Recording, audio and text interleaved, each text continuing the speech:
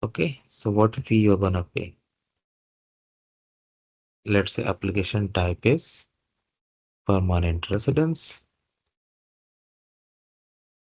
Are you paying the right person fee for application you have already submitted? No. Continue.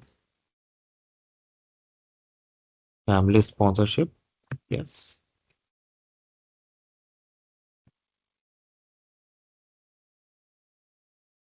They ask you to pay the full fee, and I would also recommend.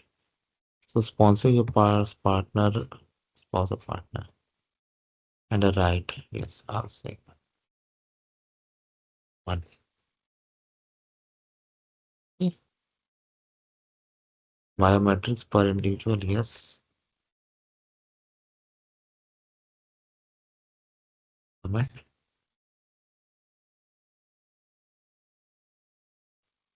So you can log in and pay.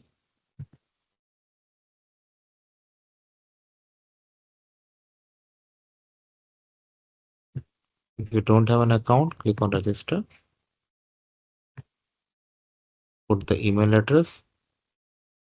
And so I'm gonna do this and then I'm gonna see you guys. Okay guys, so what happens is once you put your email, the system asks you to set your password, and then system